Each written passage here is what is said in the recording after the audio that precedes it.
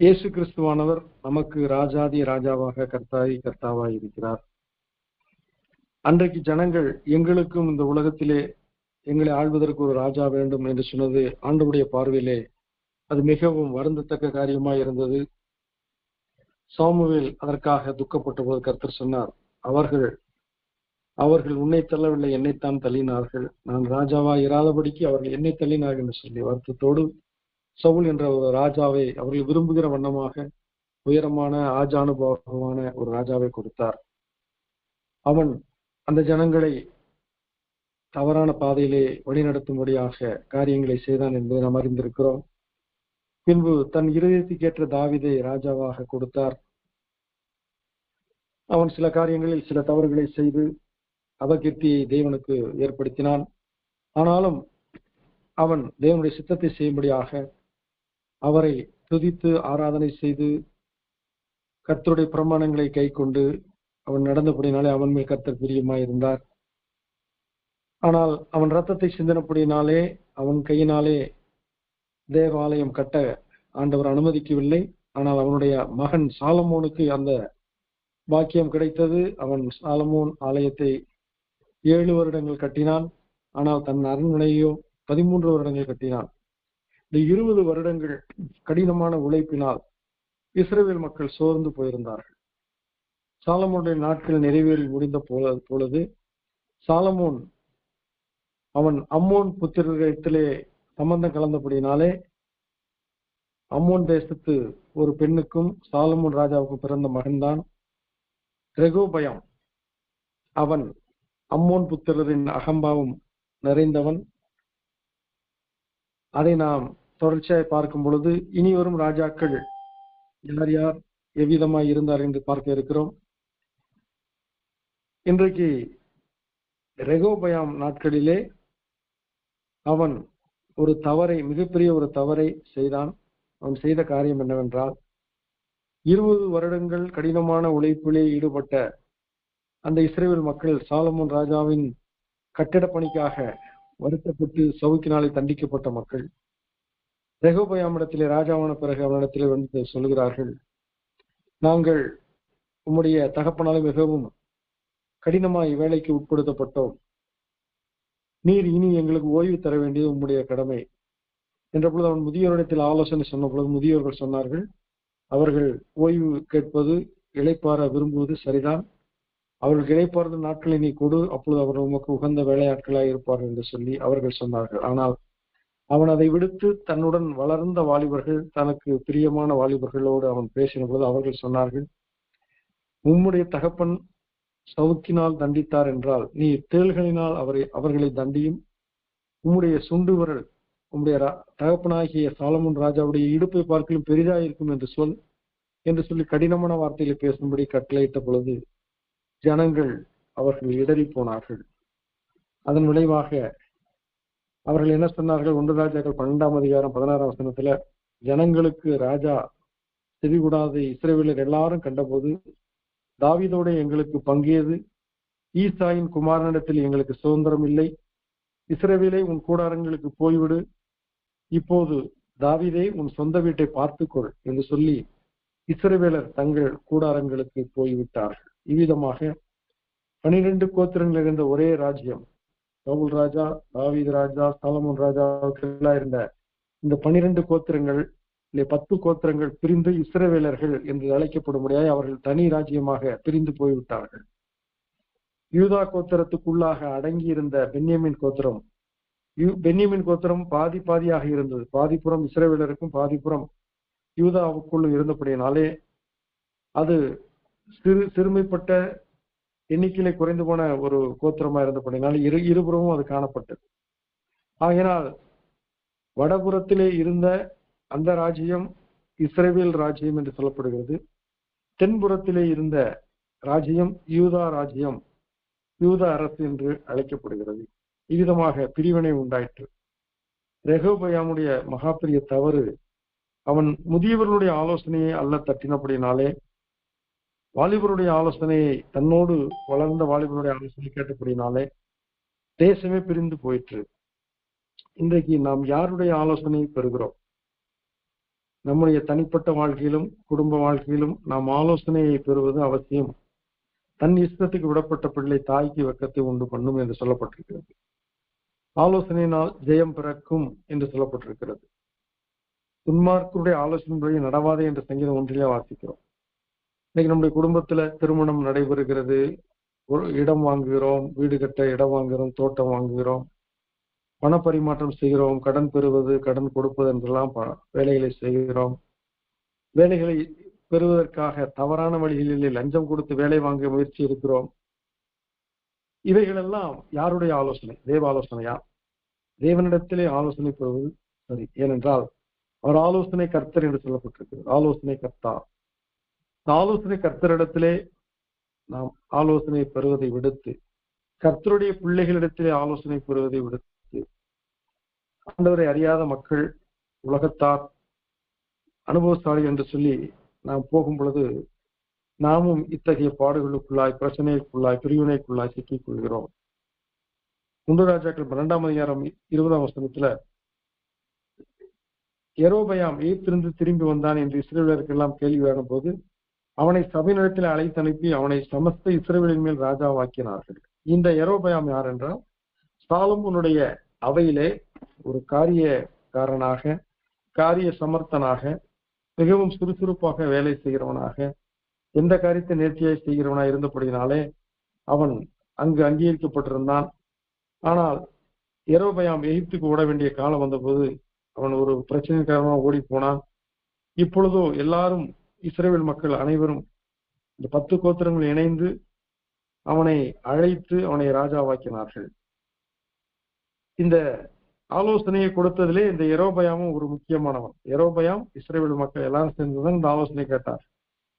இதை ரெகொபெயாம் மறுத்த உடனே யெரொபெயாம் சிறந்தவன், அவன்தான் இனி நமக்கு ராஜா என்று சொல்லி 10 கோத்திரங்களுக்கும் அவனை ராஜாவாக்கினார்கள்.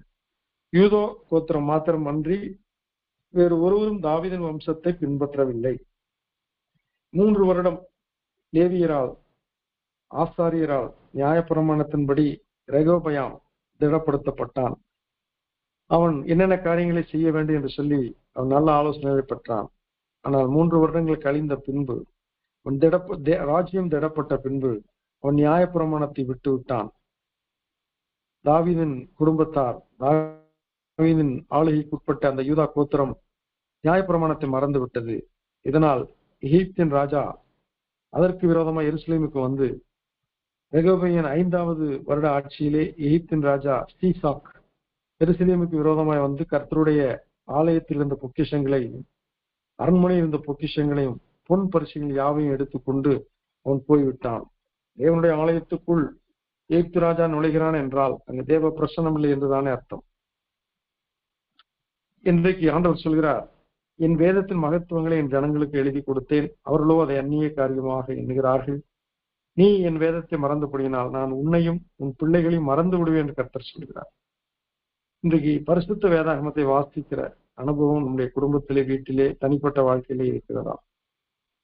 இரவும் பகலும் வேதத்தில் தியானமா இருக்கிற மனுஷன் பாக்கியமான், அவன் செய்வதெல்லாம் வாக்கியம் என்று சொல்லப்பட்டிருக்கிறது. என் வசனத்துக்கு நடுங்கவே நான் நோக்கி பார்ப்பேன் என்று கர்த்தர் சொல்லி இருக்கிறார். வேதத்தின்படி நடக்கிற உத்தம மார்க்கத்தார் பாக்கியவான் என்று வேதம் சொல்லி இருக்கிறது. ஆனால் இங்கு ரெகொபெயாம் நியாயப்பிரமாணத்தை விட்டு ராஜ்யத்தின் அந்த மகிழ்ச்சியிலே, பரவசத்திலே அவன் கர்த்தருடைய சமூகத்தை இழந்து போனான். 17 வருட ஆட்சிக்கு பின்பு அவன் மரணம் அடைந்தான். 18ஆம் வருடத்திலே ரெகொபெயாமின் மகன் அபியாம் என்பவன் யூதாவுக்கு, அவன் யூத கோத்திர பகுதிக்கு அவன் ராஜாவானான். இந்த ராஜா வந்த பிறகு அதே வேளையிலே யெரொபெயாம் இருந்த அந்த 22 வருஷ ஆட்சி யெரொபெயாமின் கையிலே இருந்தது. ரெகொபெயாமின் கையிலே 17 வருட ஆட்சி இருந்தது. யெரொபெயாம் ஒரு வேலைக்காரனாக இருந்து ராஜாவானவன்.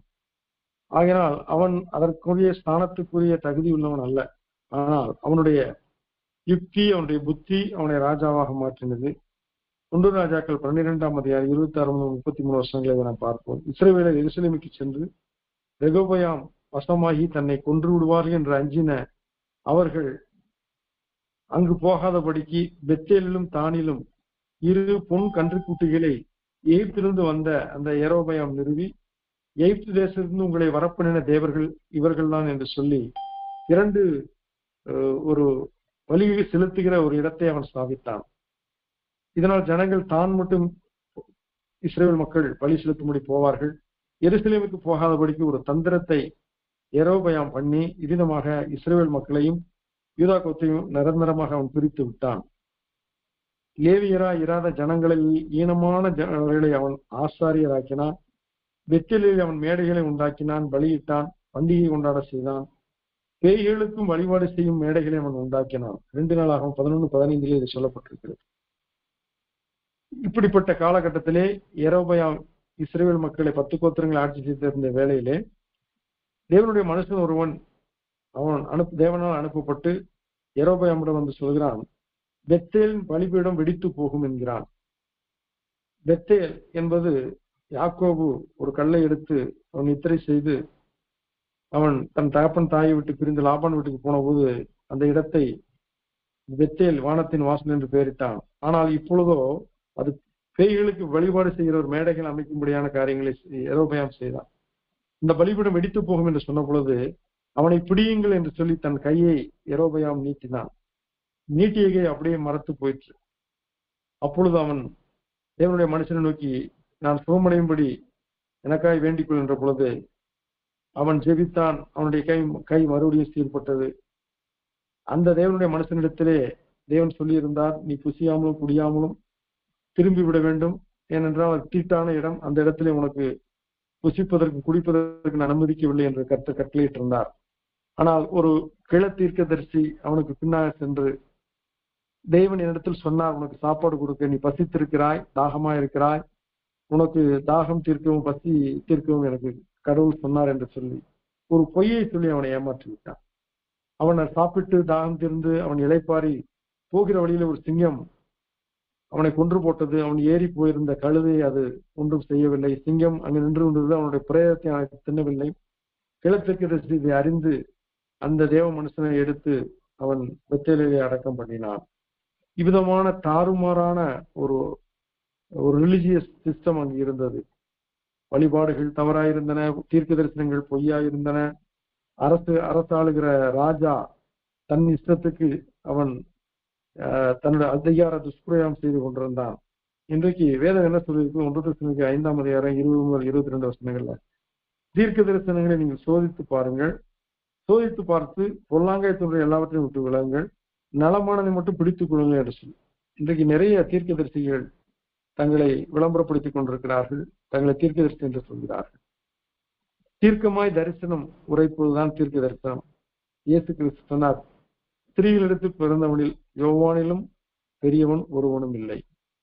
அவன் தீர்க்கதரிசியில் மிக சிறந்த தீர்க்கதரிசி, ஆனால் அவன் எந்த அற்புதத்தையும் செய்யவில்லை.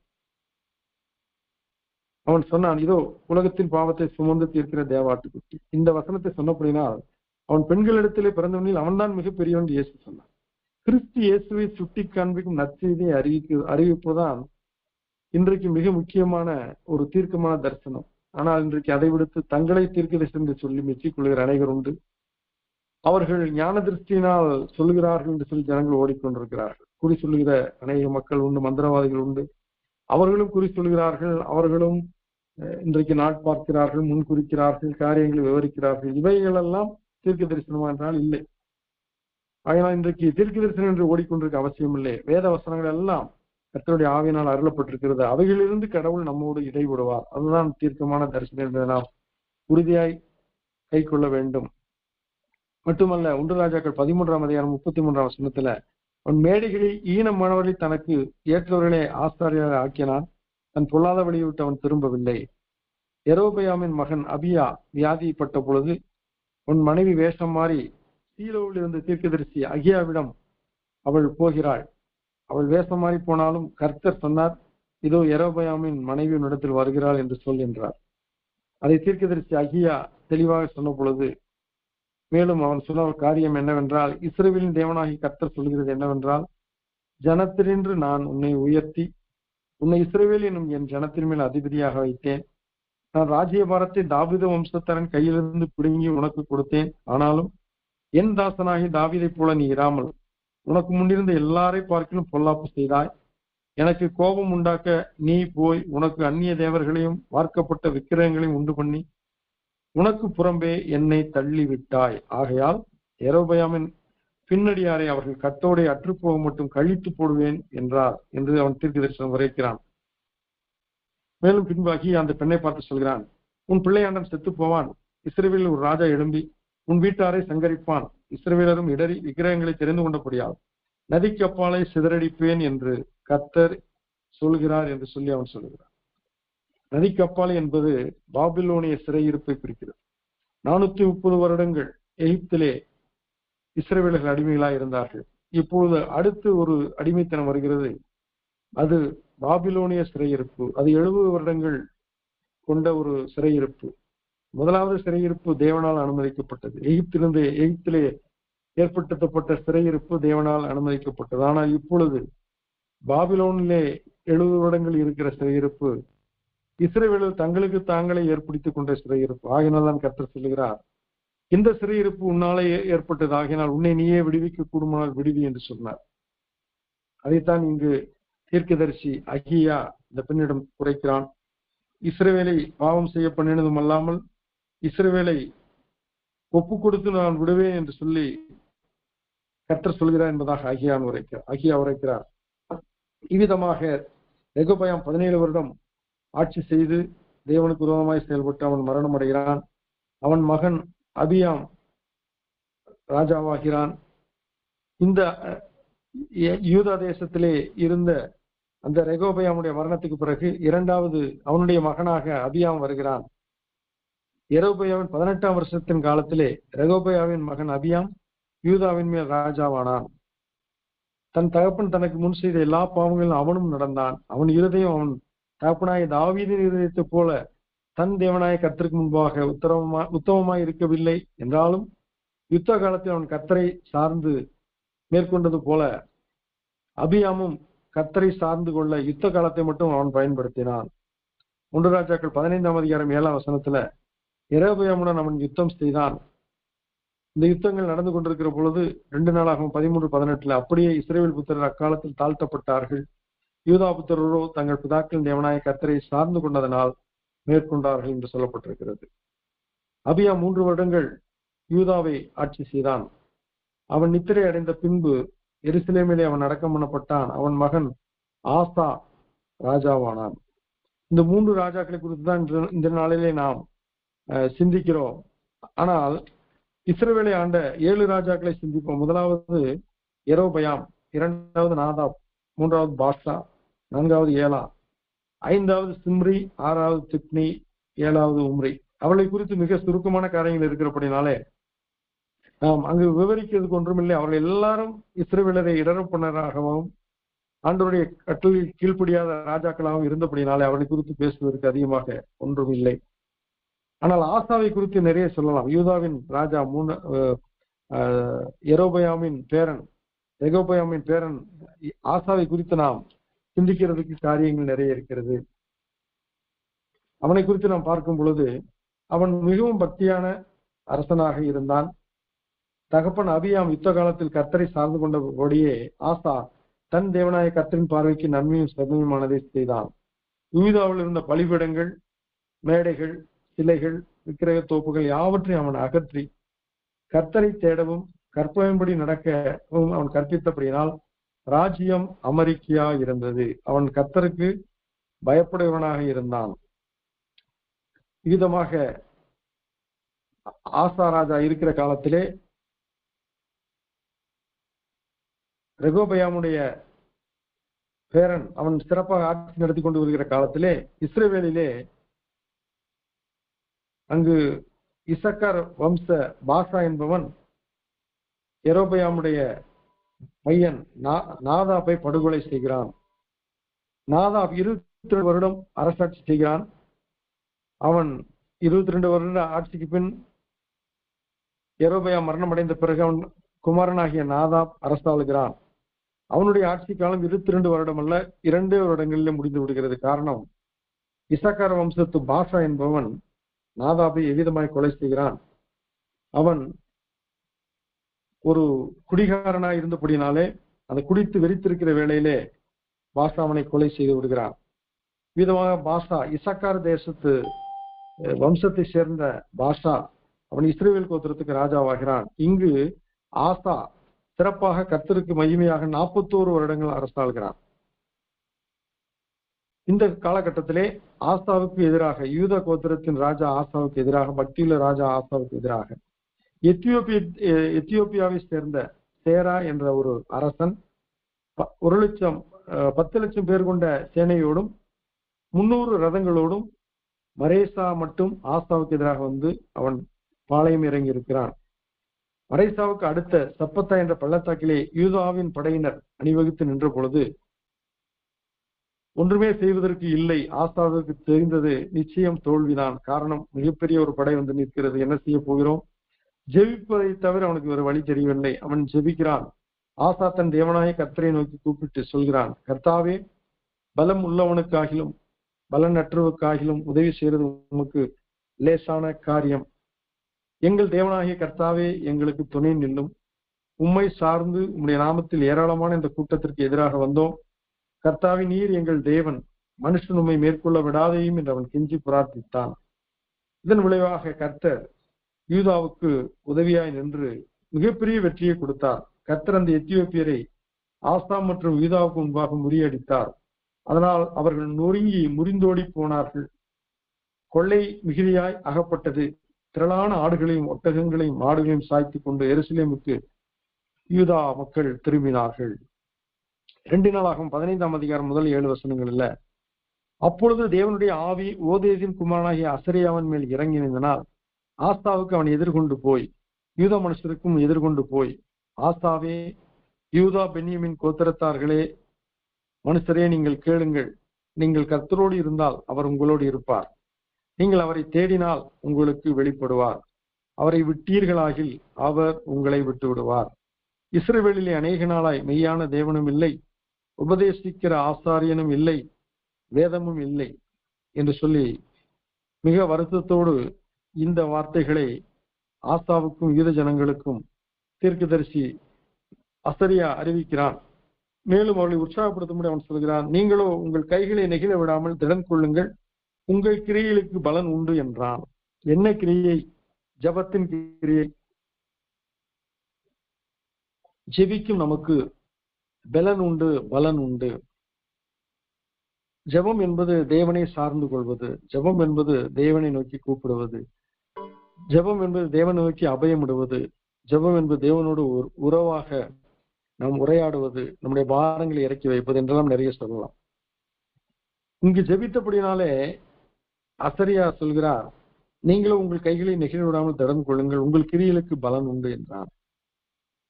இன்றைக்கு தேவனை தேடுகிற உணர்வுள்ளவன் உண்டோ என்று கர்த்தர் கண்ணோக்கி பார்த்தார் என்று வேதம் சொல்லி இருக்கிறது. அவரை தேடுகிற உணர்வு நமக்கு அவசியம். ஏனென்றால் அவர் நம்முடைய எஜமானன், அவர் நம்முடைய சிருஷ்டியின் நாயகர், அவர் நம்மை உண்டாக்கினார், நாமல்ல அவரே நம்மை உண்டாக்கினார். ஆகினால் அவரை கனப்படுத்துவதற்கு அவரை தேட வேண்டும். கர்த்தரை கண்டறியத்தக்க சமயத்தில் அவரை தேடுங்கள், அவர் சமீபமாய் இருக்கையில் அவரை நோக்கி கூப்பிடுங்க என்று வேதம் சொல்லி இருக்கிறது. இன்றைக்கு கிறிஸ்தவ குடும்பங்களிலே குடும்பமாக செபிக்கும் காரியங்கள் இருக்கிறதா? தனிப்பட்ட முறையிலே கர்த்தரை தேடும் ஆவல் இருக்கிறதா? காலமே தேவனை தேடு என்று சொல்லி நாம் பாடுகிறோமே, காலமே தேவனை தேடுகிறோமா? அதிகாலமே அவர் இருட்டோடு இருந்து வனாந்தரமான இடத்திற்கு போய் அவர் ஜெபம் பண்ணினார் என்று இயேசுவை குறித்து வாசிக்கிறோம். இன்றைக்கு அதிகாலமே எழுந்து ஜெபிக்கிற வழக்கம் உண்டா? 3 மணி அதிகாலை என்கிறார்கள்.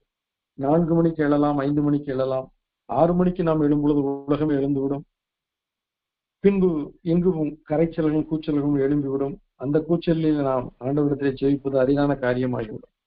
ஆகையினால் 4 மணி 5 மணி இந்த நேரங்களில் நாம் எழுந்து ஜெபிக்க கர்த்தர் நம்மை அழைக்கிறார்.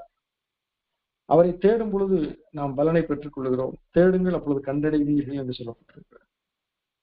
மல்கியா 2ஆம் அதிகாரம் 7ஆம் வசனத்துல ஆசாரியர்கள் எவ்விதமாய் இருக்க வேண்டும் என்று சொல்லப்பட்டிருக்கிறது. ஆசாரியனுடைய உதடுகள் அறிவை காக்க வேண்டும். வேதத்தை அவன் வாயிலை தேடுவார்களே, அவன் சேனையுடைய கர்த்தரின் தூதன், he is the messenger of God என்று சொல்லப்பட்டிருக்கிறது. இன்றைக்கு நாம் எல்லாருமே பரிசுத்த ராஜரீக ஆசாரிய கூட்டம் என்று சொல்லி 1 பேதுரு 2ஆம் அதிகாரம் 9ஆம் வசனத்தில் நம்மை குறித்து சொல்லப்பட்டிருக்கிறது. நாம் எல்லாருமே அறிவை காக்க வேண்டும். அறிவை காக்க வேண்டும், தேவனை பற்றிய அறிவு. நம்முடைய வாயிலே வேத வசனங்கள் வர வேண்டும். நம்முடைய வாயிலே கர்த்தரை அறிவிக்கிற அறிவு சாட்சி வெளிப்பட வேண்டும். இதைத்தான் அசரிய வருத்தத்தோடு சொல்கிறார். இஸ்ரவேலிலே அநேக நாளாய் மெய்யான தேவனும் இல்லை, உபதேசிக்கிற ஆசாரியனும் இல்லை, வேதமும் இல்லை. இன்னைக்கு ஆசாரியர்களாக நாம் இருக்கிறோம், ஆனால் நம்முடைய இருதயத்தில் வேதம் இருக்கிறதா? எஸ்ராவை குறித்து சொல்லப்பட்டிருக்கிறது, கர்த்தர்களின் வேதம் நம் இருதயத்தில் இருந்தது என்று சொல்லி. அவ்விதமாக கர்த்தர்களின் வேதம் நம் இருதயத்தில் வைக்கப்பட்டிருக்கிறதா? 1 தீமோத்தேயு 5:17 நன்றாய் விசாரணை செய்கிற மூப்பர்களை, விசேஷமாக திருவசனத்திலும் உபதேசத்திலும் பிரயாசப்படுகிறவர்களை இரட்டிப்பான கணத்திற்கு பாத்திரராக எண்ண வேண்டும். இன்றைக்கு 5 வகையான ஊழியங்கள் எபேசியர்கள் நிறுவனத்தில் சொல்லப்பட்டிருக்கிறது. அப்போஸ்தலர், தீர்க்கதரிசிகள், சுவிசேஷகர்கள், மேய்ப்பர்கள், போதகர்கள். இந்த போதகர்கள் திருவசனத்தை போதிக்கிறவர்கள். அவர்களை எவ்விதமா என்ன வேண்டும் என்று சொல்லி தீமோத்தேயுக்கு பவுல் எழுதியிருக்கிறார். திருவசனத்திலும் உபதேசத்திலும் பிரயாசப்படுகிறவர்களை இரட்டிப்பான கணத்திற்கு பாத்திரராக எண்ண வேண்டும். காரணம், அழியாத வசனங்களை அவர்கள் அறிவிக்கிறார்கள். இயேசு கிறிஸ்துவை குறித்து 45 முறை மத்தேயு, மார்க்கு, லூக்கா, யோவான் என்ற நற்செய்தி நூல்களிலே அவர் ஆசிரியர், டீச்சர் என்று அவர் சொல்லப்படுகிறார், குறிப்பிடப்படுகிறார். ஆனால் 14 முறை மட்டுமே அவர் பிரீச்சர் என்று சொல்லப்பட்டிருக்கிறது. அவர் பிரீச் பண்ணிய காரியங்கள் 14 முறையும், டீச் பண்ண காரியங்கள் 45 முறையும் குறிப்பிடப்பட்டிருக்கிறது. எது அவசியம்? ரெண்டுமே அவசியம். ஆனால் 2 உதடுகளை போல கர்த்தருடைய வசனத்தை சொல்வதற்கு பிரீச்சிங், டீச்சிங் இரண்டும் அவசியம். ஆனால் இன்றைக்கு மக்களுக்கு மனம் திரும்புதலை குறித்து அறிவிப்பது பிரீச்சிங்கா இருந்தால், எது மனம் திரும்புதல், எது பொய்யான மனம் திரும்புதல், எது மனம் திரும்புதல் இல்லை, மனம் திரும்புதல் என்றால் என்ன என்று விளக்குவதுதான் டீச்சிங். இன்றைக்கு ஆசாரியர்கள் கர்த்தருடைய வசனங்களை போதிப்பதில்லை. இன்னைக்கு திருச்சபையில் என்ன சொல்கிறார்கள்? யாராவது பிரசங்க வந்தார் என்றால், நீங்கள் 10-15 நிமிடங்களே முடித்து விடுங்கள் என்று சொல்கிறார்கள். 10-15 நிமிடங்களே முடித்து விடுவதற்கு அது என்ன விளம்பரமா? விளம்பரத்திற்கு அவர்கள் 20 நிமிடம் எடுக்கிறார்கள். ஆனால் கர்த்தருடைய வசனத்தை அறிவிப்பதற்கு நேரத்தை மட்டுப்படுத்துகிறார்கள், கட்டுப்படுத்துகிறார்கள்.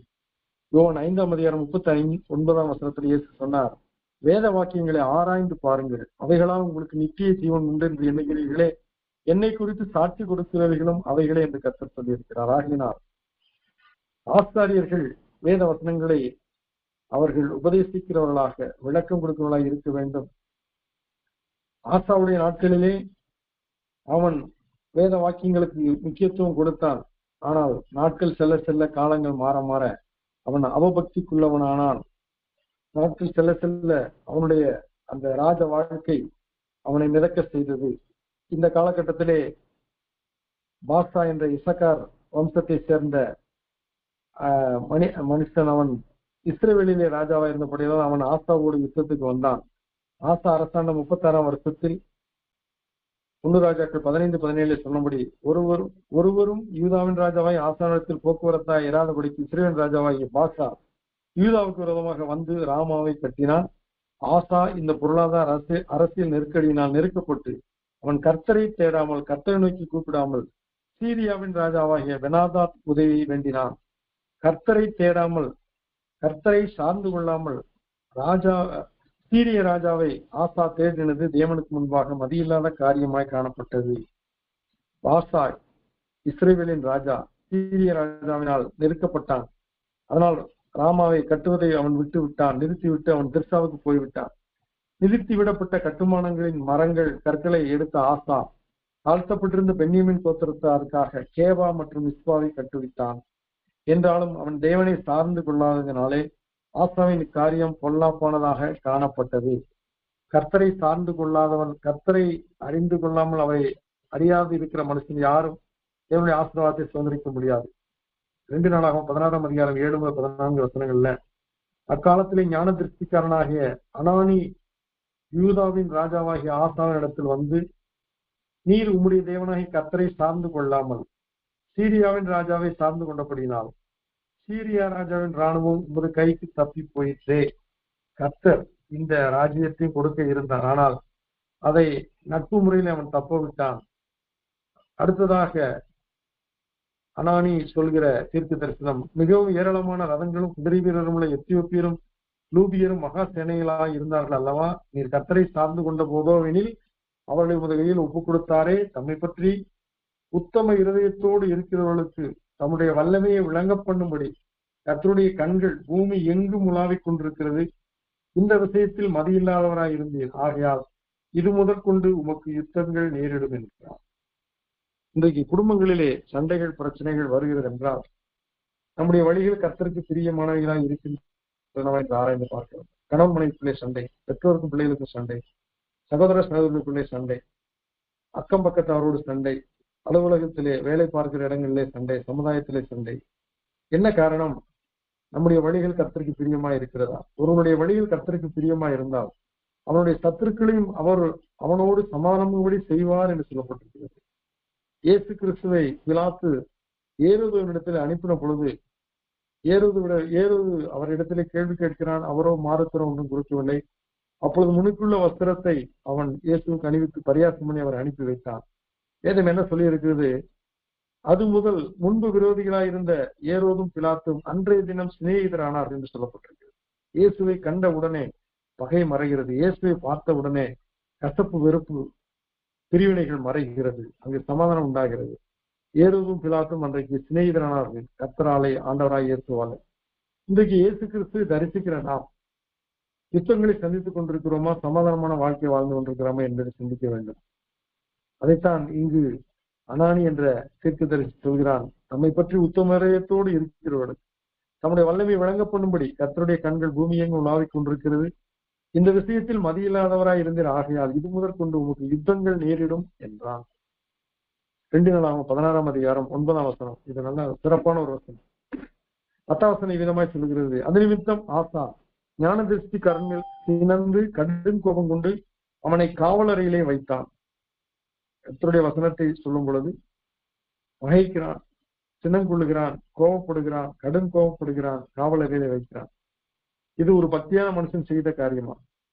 இங்கு அவனுடைய ஆணவம், அகம்பாவம், இருமாப்பை பார்க்கிறோம். அவன் கர்த்தரை விட்டுவிட்டு நான் கடவுள் என்ற நிலைக்கு அவன் வந்து விட்டான் என்று பார்க்கிறோம். இதெல்லாமலும் அக்காலத்தில் ஜனங்களுக்குள்ளே சிலரை அவன் கொடூரமாய் நடப்பித்தான் என்ற ஆசாவை குறித்து பரிசுத்த ஆவியானவர் எழுதியிருக்கிறார். ஆசா அரசாண்ட 39ஆம் வருஷத்திலே தன் கால்களில் வியாதி கண்டு அவன் நோவு உக்கிரமாய் இருந்த போது அவன் தன் வியாதியிலும் கர்த்தரை அல்ல பரிகாரிகளையே தேடினான் என்று சொல்லப்பட்டிருக்கிறது. நோவா காலத்திலே பெருமெள்ளம் வந்தது. வெள்ளம் மாறிக்கொண்டு போக மட்டும் ஜனங்கள் உணர்வில்லாது இருந்தார்கள் என்றபடி இன்றைக்கு அழிவுகள் வந்து கொண்டிருக்கின்றன. வியாதிகள் மூலமாக, பூமி எதிர்ச்சிகள் மூலமாக, சுனாமி மூலமாக, இன்னும் ஆபத்து, விபத்து, நாசமோசங்கள் மூலமாக எத்தனையோ ஆபத்துகள் வந்தாலும் ஜனங்கள் உணர்வில்லாமல் இருக்கிறார்கள். கர்த்தரை அறிகிற அறிவை, கர்த்தரை தேடுகிற அனுபவத்தை அவர்கள் நாடாதிருக்கிறார்கள். இங்கு ஆசா விதமாக தன் 39ஆம் வருஷத்திலே அவன் கால்களில் வியாதி கண்டு வருத்தம் அடைந்து பின்பு அவன் 41ஆம் வருஷத்திலே அவன் மரிக்கிறான். தாவீது நகரத்திலே அவன் அடக்கம் பண்ணப்பட்டான். இடைவெளியிலே இஸ்ரவேலிலே இருந்த இசக்கார் வம்சத்திலே வந்த அந்த பாஷாவின் ராஜாவை குறித்து அவனுடைய முடிவு என்ன என்று பார்ப்போம். அவன் 14 வருடங்கள் இஸ்ரவேலை ஆண்டான். 1 ராஜாக்கள் 16ஆம் அதிகாரம் 13 வசனம் 1 முதல் 13 வசனங்கள்ல பாஷாவுக்கு விரோதமாக கர்த்தருடைய வார்த்தை ஆனானியின் குமாரனாய யெகூவுக்கு உண்டாயிற்று. அவன் போய் பாஷாவை பார்த்து சொல்கிறான், கர்த்தராகிய தேவன் சொல்கிறார், நான் உன்னை தூளிலிருந்து உயர்த்தி உன்னை என் ஜனமாய் இஸ்ரவேலின் மேல் தலைவனாக வைத்திருக்கையில் நீ யெரொபெயாமின் வழியிலே நடந்து என் ஜனமாய் இஸ்ரவேல் தங்கள் பாவங்களினாலே எனக்கு கோபம் உண்டாக்கும்படி அவளை பாவம் செய்ய பண்ணுகிறபடியினால் உன் பின்னடியாரை அழித்து யெரொபெயாமை வீட்டை போல் ஆக்குவேன் என்றார். இசக்கார் என்பது ஆளுகிற ஒரு கோத்திரம் அல்ல. ஆனால் அந்த கோத்திரத்திலிருந்து அவனை எடுத்தபடியால் கர்த்தர் சொன்னார், நான் உன்னை தூளிலிருந்து உயர்த்தினேன். இன்றைக்கு நம்மை கர்த்தர் உயர்வாக வைத்திருக்கிறார். ஆனால் நாம் அதற்கு தகுதியானவர்களா? நம்மை தூளிலிருந்து எடுத்திருக்கிறார், குப்பையிலிருந்து எடுத்திருக்கிறார். அவர் சிறியவனை புலியிலிருந்து எடுத்து எளியவனை குப்பையிலிருந்து உயர்த்தி பிரபுக்களோடு ராஜாக்களோடு அமர பண்ணுகிறார். ஆனால் அமர்ந்த பின்பு அவன் தன்னை உயர்த்தின கர்த்தரை நினைக்க வேண்டும் அல்லவா? கர்த்தருக்கு முன்பாக தாழ்மையா இருக்க வேண்டும் அல்லவா? பணிந்த ஆவியினிடத்திலே வாசம் பண்ணுகிற அந்த தேவனிடத்திலே அவன் எளிமையாயும் தாழ்மையாயும் இருக்க வேண்டும் அல்லவா? ஆனால் இங்கு பாஷா அகம்பாவும் இருமாப்பும் கொண்டவனாய், அவன் தேவனை மறந்தவனாய், தேவனுக்கு விரோதமாய் செயல்பட்டான். இதன் விளைவாக கர்த்தர் அவனை அடித்தார். பாஷா நித்திரை அடைந்து திருஷ்டாவில் அடக்கம் பண்ணப்பட்டான். அவன் குமரனாகி ஏலா அவன் ஸ்தானத்தில் ராஜாவானான். இஸ்ரேல் தேச அந்த 10 கோத்திரங்களிலே பாஷாவுக்கு அடுத்து ஏலா ராஜாவாகிறான். ஒரு வருடம் தான் அவனால் ஆட்சி செய்ய முடிந்தது. அவன் 2ஆம் வருட அரசாட்சியிலே யூதாவின் ராஜாவாகிய ஆசாவின் 27ஆம் வருஷத்தில் அவன் ராஜாவாகிறான். அங்கு திர்சா என்ற படம் என்ற இடம்தான் அவர்களுடைய குடியிருப்பாக இருந்தது, அரண்மனையாக இருந்தது. அந்த திர்சாவிலே அரண்மனையின் உக்கிரானக்காரன் வீட்டிலே இவன் போய் குடித்துக் கொண்டிருந்தான். ஒரு ராஜாவிற்கு அரண்மனை இருக்கிறது, ஆனால் உக்கிரானக்காரன் வீட்டிலே அவன் போய் மது அருந்தி அவன் வெறித்திருந்த பொழுது அந்த உக்கிரானக்காரனுடைய அனுமதியோடு தான் சிம்ரி என்ற ஒரு மனிதன் உள்ளே நுழைந்து அவனை வெட்டி கொன்று போட்டு அவன் ராஜாவானான். பாஷா வீட்டார் யாவரையும் அந்த சிம்ரி அழித்து ஒழித்தான். பின்பு அவன் தன்னை ராஜாவாக நிலைநிறுத்தின போது பாதி இஸ்ரவேல் கோத்திரத்தார் சிம்ரியை ராஜாவாக ஏற்றுக்கொண்டார்கள். ஆனால் மீதி கோத்திரத்தார் சிம்ரியை ராஜாவாக ஏற்றுக்கொள்ளவில்லை. திர்சாவிலே அவன் 7 நாள் ராஜாவாக இருந்தான். அப்பொழுது இஸ்ரவேல் எல்லாரும் பாளையத்தின் படைத்தலைவனாகிய உம்ரியை இஸ்ரவேல் மேல் ராஜாவாக்கினார்கள். 7 நாள் தான் இந்த சிம்ரியின் காலங்கள். 1 ராஜாக்கள் 16ஆம் அதிகாரம் 17ஆம் வசனத்துல அப்பொழுது உம்ரியும் அவனோடு கூட இஸ்ரவேல் அனைத்து ஜனங்களும் சேர்ந்து கிபத்தோனிலிருந்து வந்து திர்சாவை முற்றுகை போட்டார்கள். இங்கு அவர்கள் முற்றுகை போட்டு பட்டணத்தை பிடித்த பொழுது சிம்ரி இதை கண்டு இனி நாம் தப்ப முடியாது என்று அவன் அறிந்தவனாக அவன் ராஜாவின் வீடாகிய அரண்மனைக்குள் பிரவேசித்து தான் இருக்கிற ராஜ அரண்மனையை தீக்குளுத்தி அதிலே செத்தான். பாருங்கள், ஒரு மனிதனை கொன்று தன்னை ராஜாவாக நிலைத்தினருக்கு என்ன நடக்கிறது. இன்றைக்கு தேவன் கொடுக்காத எதுவும் நமக்கு இது தேவையில்லை. குறுக்கு வழியில் நாம் முன்னேற முயற்சிக்கும் பொழுது நாமும் இத்தகைய பிரச்சனைகளை சந்திக்க வேண்டி வரும். நாம் ஆண்டவரிடத்தில் சொல்ல வேண்டிய காரியம் என்ன?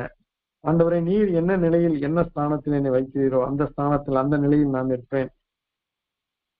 செகண்ட் ஃபிடில் என்பார்கள். வயலின்ல செகண்ட் ஃபிடில் என்பது அது மறைவாக செயல்படுகிற ஒரு இசை, ஒரு உபரியாய் காணப்படும். ஆனால் அது இருந்தால்தான் வயலின் வாசிக்கிறது சிறப்பா இருக்கும். நாதசுரம் வாசிக்கும் பொழுது ஒத்துவுதல் என்று சொல்லி ஒரு ஒரு ஒரு பொருள் இருக்கிறது. அந்த பொருள் ஒரு நாதசுரத்தின் அந்த கேப்பை சரி செய்யும்படியாக, அதனுடைய பிழைகளை சரி செய்யும்படியாக ஊதப்பட்டு கொண்டே இருக்கும். ஆனா அதை தனியாய் கேட்க முடியாது. நாதசுரம் இசைக்கப்படும் போது இந்த ஒத்துதலும் இணைந்து செயல்படும். இதுக்கு ஒருவேளை நம்மை ஆண்டவர் 2வது நிலையில வைத்திருந்தாலும் அந்த 2வது நிலையை நாம் ஏற்றுக்கொள்ள வேண்டும். அதை விடுத்து முதல் நிலைக்கு நாம் தாவும் போது நம்மை நாமே உயர்த்திக் கொள்ள முயற்சிக்கும் பொழுது நாமும் இந்த சிம்ரியை போல பாதிக்கப்பட வாய்ப்பு இருக்கிறது. பின்பு திப்னி என்பவன் அவன் ராஜாவாகிறான். இஸ்ரவேல் ஜனங்கள் 2 வகுப்பாய் பிரிந்து பாதி ஜனங்கள் கீனாத்தின் குமாரனாகிய திப்னியை ராஜாவாக்கினார்கள், அவனை பின்பற்றினார்கள். பாதி ஜனங்கள் உம்ரியை பின்பற்றினார்கள். ஏற்கனவே 10 கோத்திரங்கள் பிரிந்திருக்கிறது. இப்போது 10 கோத்திரங்களிலும் 2 பிரிவாக 2 ராஜாக்களை வைத்துக் கொள்கிறார்கள். ஒருவன் திப்னி, மற்றொருவன் உம்ரி என்று நாம் பார்க்கிறோம். ஆனாலும் கீனாத்தின் குமாரனாகிய திப்னியை பின்பற்றின ஜனங்களை பார்க்கிலும் உம்ரியை பின்பற்றின ஜனங்கள் பலத்து போனார்கள். திப்னி செத்து போனான், உம்ரி அரசாண்டான் என்று சொல்லப்பட்டிருக்கிறது. இந்த உம்ரி யார் தெரியுமா? இவன் தான் ஆகாபுடைய தகப்பனார். இவன் செய்த தீமைகள் அதிகம். உம்ரி யூதாவின் ராஜாவாகிய ஆசாவின் 31ஆம் வருஷத்திலே இஸ்ரவேல் மேல் ராஜாவானான். அவன் 12 வருடங்கள் தான் ஆட்சி செய்தான். ஆனால் இந்த 12 வருடங்களிலே அவன் ராஜ்யபாரம் பண்ணினாலும் அவன் 6 வருஷம் திர்சாவிலே அரசாண்டான். பின்பு சேமேரின் கையில் இருந்த சமாரியா மலையை 2 தாலந்து வெள்ளிக்கு வாங்கி அந்த மலையின் மேல் ஒரு பட்டணத்தை கட்டி அதற்கு மலையினுடைய எஜமானாய் இருந்த சேமேருடைய பேரின்படியே சமாரியா என்னும் பெயரை தரித்தான். இந்த சமாரியா என்ற பெயர் வந்ததுக்கான காரணம் சேமேர் என்ற அந்த நபர், அந்த எஜமான், அந்த மலையின் எஜமானுடைய பெயரைத்தான் அவன் சமாரியா என்ற பெயராக அவன் வைத்தான் என்று பார்க்கிறோம். உம்ரி பாகால் வணக்கத்துக்கு முன்னுதாரணம் வழிகோடினவன். ஆகாப் ராஜா பாகால் வணக்கத்தை முதன்மைப்படுத்துவதற்கு அவன் தகப்பனாகிய இந்த உம்ரிதான் முதல் காரணம். 2 ராஜாக்கள் 8ஆம் அதிகாரம் 18-27 வசனங்கள் அவனை குறித்து சொல்லப்பட்டிருக்கிறது. 28ஆம் வசனத்துல உம்ரி மரித்து சமாரியாவிலே அவன் அடக்கம் பண்ணப்பட்டான். அவன் குமாரனாகிய ஆகாப் அவன் ஸ்தானத்தில் இஸ்ரவேலில் ராஜாவானான். ஆகாப் குறித்து நாம் அடுத்த வாரத்தில் சிந்திப்போம். அவனை குறித்து காரியங்கள் நிறைய இருக்கிறபடினாலே அடுத்த வாரத்திலே யோசிப்போம். 1 ராஜாக்கள் 22ஆம் அதிகாரம் 41ஆம் வசனத்துல ஆசாவின் குமாரனாய யோசபாத் இஸ்ரவேலின் ராஜாவாகிய ஆகாபின் 4ஆம் வருஷத்தில் யூதாவின் மேல் ராஜாவானான். இந்த இஸ்ரவேலின் ராஜாவாகிய ஆகாபை குறித்து, யூதா கோத்திரத்தின் ராஜாவான யோசபாத்தை குறித்தும் நாம் அடுத்த வாரத்திலிருந்து சிந்திப்போம். இன்னும் நாம் பார்க்க வேண்டிய ராஜாக்கள் மொத்தம் இஸ்ரவேலிலே 20 ராஜாக்கள், யூதா கோத்திரத்திலே 20 ராஜாக்கள் ஆண்டார்கள். இதுவரை நாம் யூதா கோத்திரத்திலே ரெகோபயாம், அபியாம், ஆசா என்ற 3 ராஜாக்களை பார்த்தோம். இஸ்ரவேல் கோத்திரத்தை ஆண்ட வேலைக்காரனாகிய யெரொபெயாம், அவனுக்கு பின் வந்த அவனுடைய மகன் நாதாப், பாஷா, ஏலா, சிம்ரி, திப்னி, உம்ரி என்ற நபர்கள் இந்த அரசர்களை நாம் சிந்தித்தோம். இந்த இஸ்ரவேல் ஜனங்களை நடத்தின ஒருவரும் தேவனுடைய கட்டளையின்படி நடக்கவில்லை. அவர்கள் தான் தோன்றித்தனமாக நடந்தார்கள். அதன் விளைவாகத்தான் அசிரியா படையெடுத்து சமாரியா வரை முற்றுகையிட்டு எல்லாரையும் அவன் கொள்ளையடித்து சிறைப்பட்டு ஏற்படுத்தி கொண்டு போனான். ஆனால் பாபிலோனிய சிறையிருப்பிலே யூதா கோத்திரத்திலே மீதியானவர்கள் வைக்கப்பட்டு போனார்கள் என்று சொல்லப்பட்டிருக்கிறது. காரணம், தாவீது நிமித்தம் கர்த்தர் இறங்கி முழுமையாக 12 கோத்திரங்கள் சிறைப்பட்டு போகாதபடிக்கு, யூதா கோத்திரத்திலே மீதமானவர்களை அவர் சிறைப்பட்டு போகாதபடிக்கு அவர் வைத்தார். அந்த சிதேக்கியா ராஜா தான் அந்த யூதா கோத்திரத்திலே கடைசி ராஜா. அவனுடைய நாட்களில் தான் அந்த சிறையிருப்பு காரியங்களை குறித்து நாம் காண்கிறோம். அவன் முரட்டாட்டம் பண்ணின பொழுது அவனுடைய கண்கள் பிடுங்கப்பட்டு வெண்கல சிலங்கு மாட்டப்பட்டு அவன் அழைத்து கொண்டு போகப்பட்டான் என்று பார்க்கிறோம். இவைகள் எல்லாம் தேவனை மறந்தபடியினாலே, மறுதளித்தபடியினாலே, கர்த்தரை விட்டுவிட்டபடியினாலே நடந்த காரியங்கள். அதைத்தான் ஆண்டவர் சொன்னார், நீங்கள் என்னை விட்டுவிட்டால் நான் உங்களை விட்டு விடுவேன், நீங்கள் என்னை தேடினால் என்னை கண்டுபிடிப்பீர்கள் என்று கர்த்தர் சொன்னார். ஆயினால் ராஜாக்கள் தங்களுடைய ஆளுகையிலே அவர்கள் நன்மையை செய்யாதபடிக்கு தங்களை மிக உயர்வாக எண்ணினபடினாலே இஸ்ரவேல் மக்கள் வழிதப்பி போனார்கள். இன்றைக்கு அவகீர்த்தியாய் இஸ்ரவேல் மக்கள் வாரினதற்கு இந்த ராஜாக்கள் காரணம். தலைவனின் தவறுகள் என்ற ஒரு காரியத்தை எடுத்தோமானால், ஆதாமிலிருந்து இயேசு கிறிஸ்துவை தவிர அனைத்து தலைவர்களும் பல நிலைகளில் பல தவறுகளை செய்தபடினாலே அந்த தலைமைத்துவத்துக்கு கீழ் இருந்த நபர்கள் பாதிக்கப்படுகிறார்கள். ஆகினால் ஒரு மனிதன் தலைவனாக வைக்கப்பட்டால், அது வீட்டிலும் சரி நாட்டிலும் சரி, எங்கு இருந்தாலும் தலைவனாயிருக்கிறவன் பொறுப்புள்ளவனாய் இருக்க வேண்டும். எவனிடத்தில் அதிகம் கொடுக்கப்படுகிறதோ அவனிடத்தில் அதிகம் கேட்கப்படும் என்று கர்த்தர் சொல்லியிருக்கிறார். ஆகினால் தலைமை பொறுப்பில் இருக்கிறவர்கள் கர்த்தருக்கு முதலாவது கணக்கு கொடுக்க நியமிக்கப்பட்டிருக்கிறார்கள். ஏனென்றால் வேதம் என்ன சொல்லி இருக்கிறது? நியாய தீர்ப்பு தேவனுடைய வீட்டிலே துவங்கும் காலமாய் இருக்கிறது. ஆகினால் ஏதேன் தோட்டத்திலே ஏவாள் பாவம் செய்தால் சர்ப்பம் வஞ்சித்தது. ஆனால் தலைமை பொறுப்பை இருந்த ஆதாமிடத்தில் தான் கேள்வி கேட்கப்பட்டது. ஆதாமிடத்தில் தான் அந்த பழத்தை நீ சாப்பிட்டாயா என்று கர்த்தர் கேட்டார். ஏவாளிடத்தில் அதை கேட்கவில்லை. காரணம், தலைமை பொறுப்பில் இருக்கிறவர்கள் தவறுகளுக்கு பொறுப்பேற்க வேண்டும். இந்த ராஜாக்கள் அனைவரும் தவறுகளை செய்தவர்களாக, ஜனங்களை தாறுமாறாக வழிநடத்தினவர்களாக, ஜனங்களுக்கு சாபத்தையும் பாவத்தையும் சுமத்தினவர்களாக காணப்பட்டபடினால் அவருடைய முடிவு பரிதாபமாக இருந்தது. ஆனால் ஆசா முன்பு நன்றாயிருந்தான், அவன் முடிவிலே அவனும் தவறு செய்தான். சாலமோன் ராஜா முன்பு நன்றாயிருந்தான், பின்பு அவன் சோரம் போனான். தாவீது சில தவறுகளை செய்தாலும் அவன் மனம் திரும்பி அவனுடைய சமூகத்திலே அவன் கர்த்தருடைய சித்தத்தை செய்கிறவனாய் அவன் வாழ்ந்தான். சவுலும் தவறுகள் பல செய்து அவன் மடிந்து போனான்.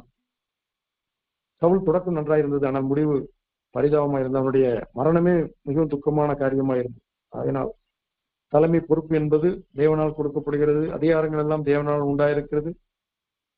தேவனாலே என்று ஒரு அதிகாரம் உண்டாகவில்லை. அதனால் தலைமை பொறுப்பிலே இருக்கிறவர்கள் அந்த பொறுப்புகளை பயத்தோடு நடுக்கத்தோடு கர்த்தர் காண்கிறார் என்ற அந்த சிந்தையோடு செயல்படுத்த வேண்டும்.